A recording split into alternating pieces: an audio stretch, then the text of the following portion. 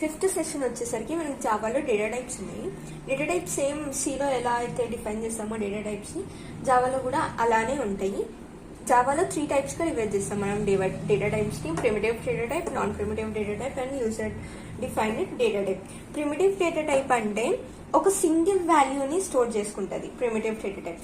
ఈ data types ఉన్నాయి కదా, ఈ డేటా టైప్స్ యూజ్ చేసుకుంటూ ఒక సింగిల్ వాల్యూని యూజ్ చేస్తారు.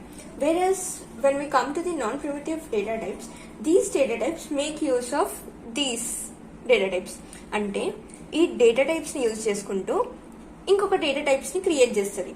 ఆ డేటా టైప్స్లో ఇదేమో ఒక సింగిల్ వాల్యూని స్టోర్ చేసుకుంటుంది, ఇదేమో మల్టిపుల్ వాల్యూస్ని స్టోర్ చేసుకుంటుంది. సో అరే అయినా మల్టిపుల్ వాల్యూస్ని స్టోర్ చేస్తాం మనము.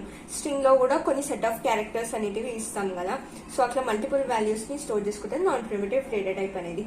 యూజర్ డిఫైన్ డేటా టైప్ వచ్చేసరికి యూజరే, ప్రోగ్రామరే హిమ్సెల్ఫ్గా అతనికి తానుగా డిఫైన్ చేస్తాడు ఈ డేటా టైప్స్ని. సో ప్రిమిటివ్ డేటా టైప్స్లో మళ్ళీ 2 టైప్స్గా డివైడ్ చేస్తాము: బూలియన్ అండ్ న్యూమరిక్. బూలియన్ వచ్చేసరికి Boolean data type, same 0 and 1s ఉంటుంది కదా, దాన్ని ఎలా ఇస్తాం మనము? సింటాక్స్ బూలియన్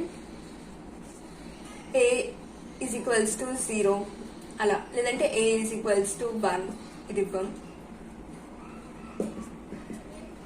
అలా డిక్లేర్ చేస్తాం బూలియన్ వచ్చేసరికి. అంటే 0s and 1s బూలియన్ అంటే. న్యూమరిక్ లో మళ్ళీ 2 టైప్స్ కి డివైడ్ చేస్తాం: character and integral part. Character వచ్చేసరికి మనకి క్యార్ ఉంటుంది కదా, సో ఆ క్యార్ డేటా టైప్. క్యార్ డేటా టైప్ ని మనం జనరల్ గా క్యార్ అనే కీవర్డ్ ని యూజ్ చేసి ఏదైనా ఒక వేరియబుల్ నేమ్ ఇచ్చేసి క్యారెక్టర్ ఇచ్చేస్తాం. Either it is in upper case or lower case. So మనం క్యారెక్టర్స్ ని ఎప్పుడైనా సింగిల్ కొటేషన్స్ తోటి ఎన్క్లోజ్ చేస్తాం. అండ్ ఇంటిగ్రల్ పార్ట్ వచ్చేసరికి మళ్ళీ ఇది 2 టైప్స్ గా డివైడ్ అయింది: integer part and floating point. Integer data type లో మనకి మళ్ళీ బైట్, షార్ట్, ఇంట్, లాంగ్ ఉన్నాయి. ఇక్కడ వరకు బైట్, షార్ట్, ఇంట్, లాంగ్. బైట్ వచ్చేసరికి 1 byte is equals to 8 bits of మెమరీని అలొకేట్ చేసుకుంటుంది. So 1 byte is equals to 8 bits. Short ఏమో 2 bytes అలొకేట్ చేసుకుంటుంది. ఇంట్ వచ్చేసరికి 4 bytes, long 8 bytes. Floating point వచ్చేసరికి మళ్ళీ 2 categories: float and double. So float ఏమో 4 bytes of the data store చేసుకుంటుంది, అండ్ డబుల్ వచ్చేసరికి 8 bytes ఆఫ్ ద డేటాని స్టోర్ చేసుకుంటుంది. నాన్ ప్రిమిటివ్ డేటా టైప్ లో స్ట్రింగ్ ఇంకా అరేస్ ఉంటాయి. ఇది జనరల్ గా మనకు ఆల్రెడీ తెలిసిందే. And user define data type లో సేమ్ ఇందాక చెప్పినట్టే యూజర్ అనేవాడు డిఫైన్ చేసుకుంటాడు డేటా టైప్ ని. స్ట్రక్ట్ కానీ అలా సీలో వచ్చాయి కదా మనకు ఆల్రెడీ. ప్రిమిటివ్ డేటా టైప్స్ కి రేంజెస్ చూద్దాము. సో నార్మల్గా ఇందాక చెప్పినట్టే బైట్స్ కూడా డిఫైన్ చేస్తాం ఇక్కడ. బైట్ అనేది 1 byte is equals to 8 bits. దీని రేంజ్ వచ్చేసరికి -128 to 127. షార్ట్ లో బైట్ వచ్చేసరికి 2 bytes ని అలొకేట్ చేసుకుంటుంది. దాని రేంజ్ వచ్చేసరికి -3276 to 32768. సో ఇది ఎలా గుర్తుపెట్టుకుంటాము అని అడగచ్చు మీరు. సో దీనికి ఒక చిన్న ఫార్ములా ఉంది, ఈజీగా గుర్తుపెట్టుకోవచ్చు. -2 సో నార్మల్ గా మైనస్ నుంచి స్టార్ట్ అయ్యి ప్లస్ వరకు వెళ్తుంది కదా, ప్లస్ వరకు వెళ్తుంది. So -2n-1. ఇప్పుడు జనరల్ గా ఇది ఎంత ఉంది? 1 byte ఉంది. సో -2 1 byte అంటే ఎన్ని బిట్స్? 8 bits కదా. సో 8 - 1 2 power 8 -1 of -1 2n-1 ఇక్కడ వరకు సేమ్. ఇది ఎంత వాల్యూ ఉంటుందో ఇది కూడా అంతే వాల్యూ ఉంటుంది, కాకపోతే -1 చేస్తాం మనం ఇందులో నుంచి. సో ఇప్పుడు ఇది క్యాల్కులేట్ చేయండి. 2 8 - 1 కదా, సో 2 7 వస్తుంది. 2 7 అంటే 128 వాల్యూ. మీరు చెక్ చేయండి కావాలంటే. -128 నుంచి, సో సేమ్ వాల్యూ కదా, 2 7 128 -1 127. ఇది easy way of remembrance. So ఇది కూడా మీరు దీన్ని కూడా చెక్ చేయండి, సేమ్ అదే వాల్యూ వస్తుంది.